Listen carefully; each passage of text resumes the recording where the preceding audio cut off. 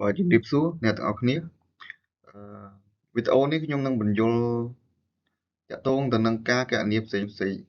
អ្នកនរគ្នាឃើញចំណងជើងបែបនេះអ្នកនរគ្នាគិតបែបណាអញ្ចឹងយើងមើលឧទាហរណ៍របស់យើងមើលឧទាហរណ៍កឃើញថាមានផលគុណផងនិងផលចែកផងអញ្ចឹងមានន័យថានៅក្នុងកន្សោមមួយដែលមានលក្ខណៈជាប្រមាណវិធីចម្រុះអញ្ចឹងដក 4x y គុណនឹង 6x ចែកនឹងដក 3y គេសរសេរបានថា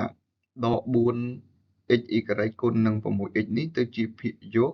ហើយដក 3y នេះជាភាគបែកបន្ទាប់មកយើងសម្រួលមេគុណនិងមេគុណហើយផ្នែកអថេរនិងអថេរដក 4 គុណនឹង 6 បានប្រមាណ24ចែកនឹងដក 3កន្លែងនេះបានដក 24ដក 24ចែកនឹងដក 3អញ្ចឹងបាន 8អញ្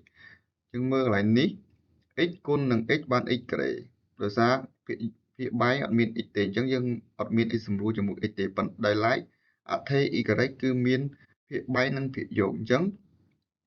y សម្រួលនឹង y នៅសល់1អញ្ចឹង1គឺយើងអត់សរសេរទេហើយខនេះដូចគ្នាដែរ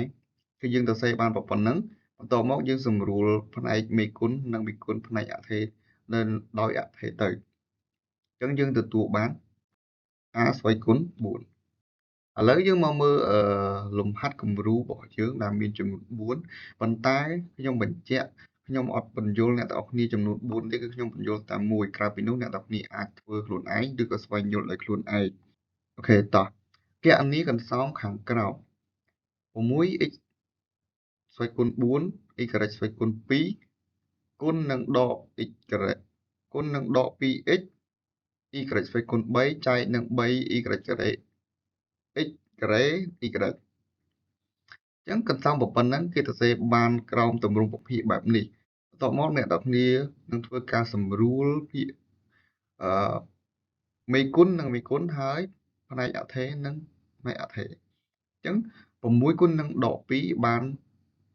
ដក12ដក12ចែកនឹង3អញ្ចឹងសម្រួលទៅឃើញថាបានដក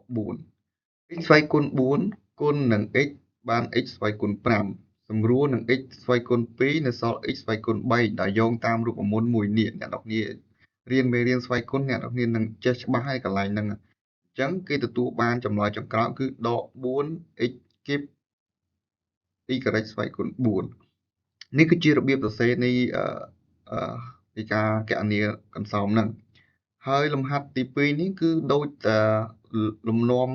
លំហាត់ទី1ដែរប៉ុន្តែរៀងស្មុគស្មាញជាងលំហាត់ទី1ដូច្នេះអ្នកនរគ្នាអាចស្វែងយល់ដោយខ្លួនឯងដើម្បីឲ្យការគិតរបស់យើងកាន់តែប្រសើរបាទនេះជាលំហាត់ប្រតិបត្តិរបស់យើងដើម្បីឲ្យអ្នកនរគ្នាស្វែងយល់និងស្វែងសិក្សាដោយខ្លួនឯងបាទវីដេអូនេះមានតែប៉ុណ្្នឹងជួបគ្នានៅមេរៀនបន្តបាទសូមអរគុណសូមជម្រាបលា